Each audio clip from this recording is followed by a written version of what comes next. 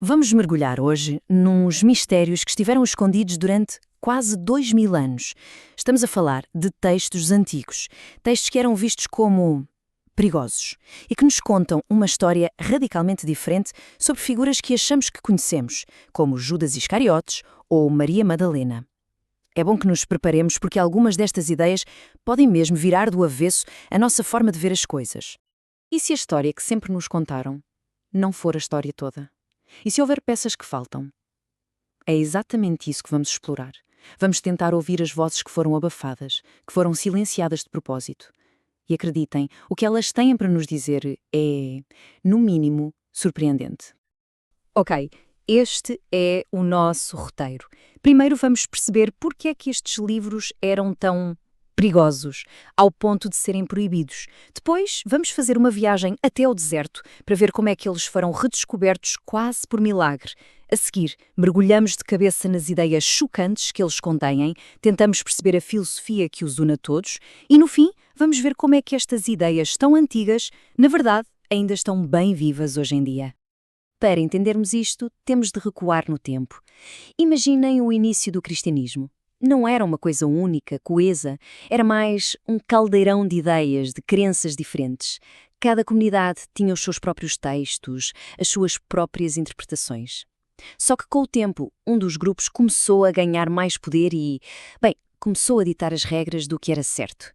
E tudo o que fosse diferente foi logo rotulado de heresia. E a ordem foi muito clara. Era preciso fazer desaparecer essas ideias. A ordem era mesmo essa: destruam estes livros. E olha, durante quase 2000 anos, toda a gente pensou que a missão tinha sido cumprida, que tinham conseguido. Tudo o que sobrou foram uns pequenos fragmentos e, claro, textos dos inimigos a criticá-los ferozmente. Parecia mesmo que este capítulo da história humana tinha sido apagado, para sempre. Mas o deserto tem uma maneira especial de guardar segredos. E em pleno século XX, de uma forma que ninguém estava à espera, ele decidiu devolvê-los. Duas descobertas que aconteceram completamente por acaso, sem arqueólogos envolvidos, estavam prestes a abalar tudo o que se pensava saber sobre a história da religião. A história parece tirada de um filme, a sério.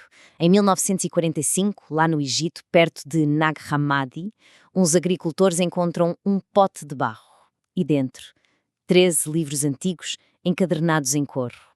E depois, apenas 2 anos mais tarde, em 1947, uns pastores que procuravam uma cabra perdida dão de caras com umas grutas perto do Mar Morto que estavam cheias de manuscritos antigos. Assim, em 2 momentos quase mágicos, o passado que se pensava perdido voltou à vida. Agora, é muito importante perceber que estes 2 achados são diferentes. O que se encontrou em Nag Hammadi eram textos cristãos, os tais textos gnósticos, incluindo evangelhos perdidos como o de Tomé ou o de Maria Madalena. Já em Qumran, os manuscritos do Mar Morto, esses eram mais antigos, eram judaicos, provavelmente de uma comunidade conhecida como os Essénios, e dão-nos uma janela incrível para o mundo espiritual antes e durante a vida de Jesus. Então, a grande questão é: o que é que estes textos proibidos diziam, afinal? É aqui que a coisa fica mesmo fascinante. As ideias que vamos ver a seguir desafiam algumas das figuras e dos conceitos mais básicos da nossa tradição.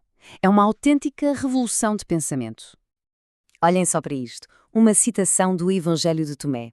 Aquela ideia de que o reino de Deus é um lugar para onde se vai depois de morrer? Esqueçam. Este texto diz que o reino está aqui e agora. Está dentro de nós e à nossa volta. A chave, segundo esta visão, não é esperar passivamente pela salvação, é descobri-la ativamente através do autoconhecimento. E que tal esta, hein? Uma mudança de perspectiva radical.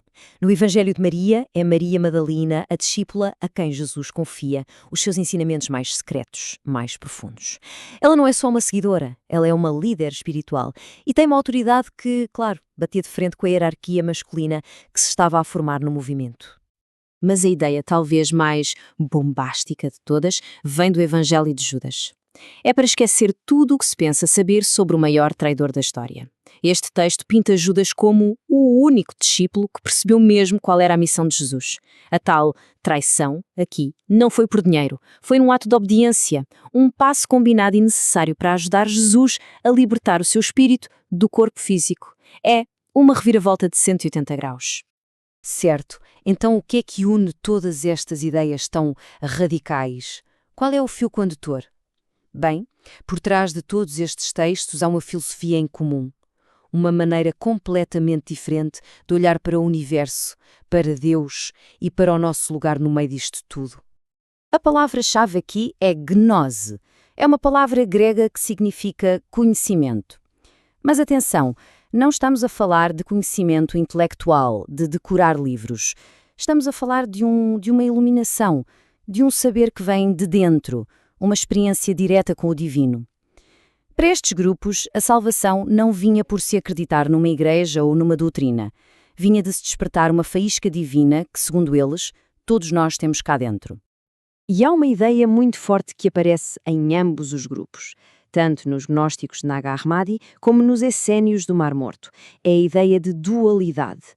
Eles viam o universo como um grande campo de batalha cósmico.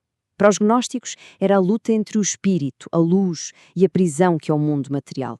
Para os essénios, era a guerra entre os filhos da luz e os filhos das trevas. No fundo, é a mesma ideia base, só que contada de maneiras um pouco diferentes. E isto leva-nos à ideia talvez mais estranha e radical dos gnósticos. Eles acreditavam que o nosso mundo, o mundo material, não foi criado pelo Deus verdadeiro, o Deus Supremo. Não. Foi criado por uma entidade inferior, uma espécie de Deus menor e ignorante, a que eles chamavam demiurgo. E nós? Nós seríamos faíscas divinas desse Deus verdadeiro, mas estamos presos em corpos físicos, neste mundo imperfeito. A missão da nossa vida, então, seria usar a gnose, esse conhecimento interior, para acordar, para nos lembrarmos da nossa verdadeira origem e encontrar o caminho de volta à casa. Ok, mas e então, por que é que isto tudo é relevante hoje? Por que é que estas ideias, que estiveram enterradas no deserto durante séculos, de repente são tão familiares? A verdade é que, apesar de toda a perseguição, estas ideias nunca chegaram a desaparecer por completo. Elas encontraram sempre forma de sobreviver. É só pensarmos nesta jornada incrível. Primeiro, a perseguição brutal. Depois, o ato de coragem daqueles que esconderam os textos para os salvar. A seguir, milénios de silêncio absoluto. E, por fim, a redescoberta, quase por acaso. E hoje, as traduções destes textos revelam-nos um tipo de espiritualidade que esteve sempre lá, à margem, uma espiritualidade focada na busca interior. E os ecos disto estão por todo o lado hoje em dia. A chamada espiritualidade New Age, que fala tanto no divino interior e no autoconhecimento, isso é puro pensamento gnóstico. O movimento que tenta reavaliar o papel das mulheres na história da religião, olhando para figuras como Maria Madalena, também bebe muito daqui. E todos aqueles filmes e livros sobre um herói que acorda e descobre que a realidade é uma ilusão, é a jornada gnóstica a ser recontada para uma nova geração. Podemos ver este impacto em 3 grandes áreas. Primeiro, na espiritualidade moderna, onde a ideia de que a resposta está dentro de cada um se tornou quase um mantra.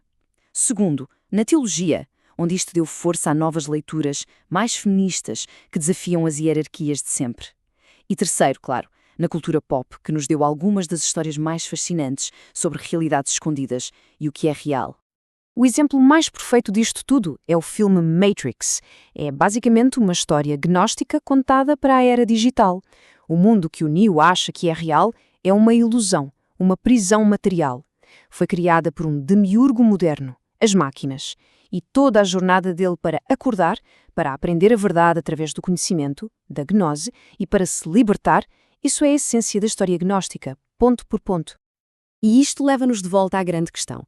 Se a mensagem central de todos estes textos perdidos é que a verdadeira sabedoria não é algo que nos dão, que vem de uma autoridade de fora, mas sim algo que se descobre por dentro, então o desafio que eles nos lançaram há 2000 anos chega até nós hoje. A pergunta final não é tanto o que é que estes livros antigos dizem. A pergunta que eles nos deixam é onde é que cada um de nós vai procurar a sua própria verdade.